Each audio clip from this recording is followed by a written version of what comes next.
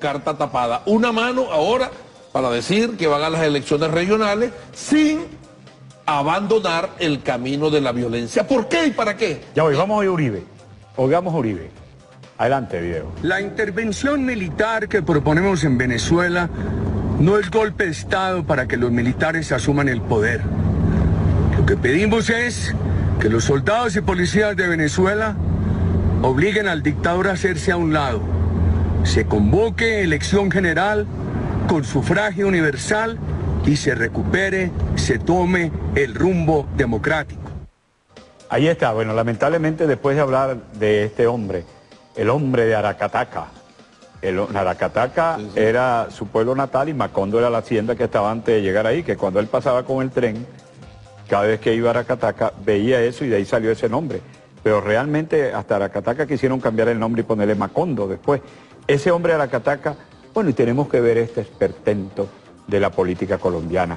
Y te tomamos esto por lo que pasó en Paramacay. El genio de las cooperativas Convivir, que se constituyeron en la génesis de lo que hoy son los movimientos paramilitares que tienen más de 15 años ensangrentando a Colombia. El mismo genio de otorgar concesiones para pistas, hangares y autorización de aviones a los carteles de la droga, que llevó a un incremento exponencial de la exportación de drogas en Colombia, mejor conocido como el número 89. ¿Ustedes saben por qué Uribe lo llaman el 89? Porque en la lista de solicitados por la DEA, antes de que fuera presidente, él era el 89. Eso fue publicado. Cuando era gobernador y era socio de Pablo Escobar Gaviria. De muchos de ellos. Allí hay un libro que se llama La historia oculta de Álvaro Uribe Vélez. Escribió un periodista colombiano que vive en Europa, que habla de que los hermanos Rodríguez Gacha tenían un restaurante en Bogotá que se llamaba La Margarita del Ocho, un restaurante de carnes, y a la entrada un cuadro de 4x4 del papá de Álvaro Uribe Vélez con sus dos hijos, este delincuente y su hermano, los dos hijos allí, y era el cuadro de los hermanos Rodríguez Gacha. Él fue, con su acción, cuando fue director de Aeronáutica Civil, el que llevó al incremento exponencial. Pero además de ello, el de la Macarena. Sí. La Macarena es la fosa común más grande que se haya conseguido en América. Ese es Álvaro Uribe, el asesor el asesor de la oposición venezolana. Ellos entonces, ante la fortaleza, porque le dije, ¿a qué se debe todo esto? Oye, ante la fortaleza de la revolución bolivariana, que han empleado y aplicado todos los métodos habidos y por haber, que han dado resultado en la Europa del Este con las revoluciones de colores, que dio resultado en las primaveras árabes, que dio resultado parcial en Siria porque están siendo derrotados. Hay rumores de golpe en la Fuerza Armada Nacional Bolivariana. Resultado en Irak, ¿qué pasa en Libia, en Venezuela han fracasado. ¿Sabe por qué? Porque nuestro amado comandante Chávez no aró en el mar, dejó un pueblo consciente. Ante esta coyuntura, ya lo que le queda es a ellos ahora ser, ¿qué liderazgo puede tener, por favor, Uribe Vélez, para llamar a la Fuerza Armada? Es como risible, ¿no? Entre la risa y la indignación generan estas acciones, y entonces, bueno, compraron a un teniente en el fuerte Paramacay, planificaron el robo de armamento y la toma de un cuartel y de otros cuarteles. Porque cuando dicen Machique, cuando dicen La Carlota, cuando dicen Aragua, cuando dicen San Juan, eso es lo que le cobraron a los Estados Unidos. Pero esa acción no se revisaron, los roban, ¿vale? Son tan malandros como ellos, como la oposición, pues. La oposición venezolana le dan 100 para conspirar, se roban 80 y utilizan 20. Así son todos ellos, porque no tienen valores, no tienen principios, no tienen ética, no tienen moral. Yo repito, le vendieron y le han vendido el alma al diablo.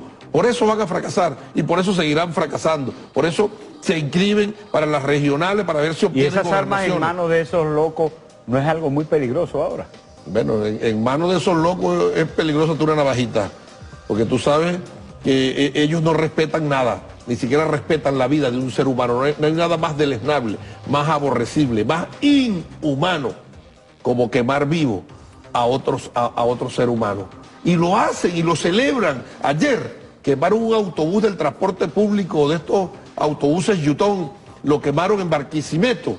Y tú revisas las redes, celebrando. ¿Quién puede celebrar que quemen un autobús que sirve para transportar a los pobres, a los humildes o a los ciudadanos que quieren desplazarse de un sitio a otro? Hay que estar bien desquiciado. Pero yo aprovecho Macondo. ese comentario que usted hace del autobús. Y el desencanto, se perdió la capacidad de asombro con esta oposición.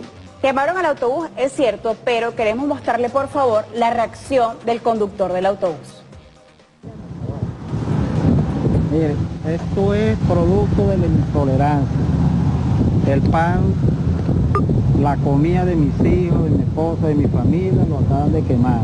Pero pueden quemar los cauchos, pueden quemar las latas, los vidrios, pero mi alma chavista no la van a quemar. Cómanse los cauchos si quieren, pero mi alma chavista no la van a quemar. Sigo siendo chavista, antiimperialista y madurista. Punto.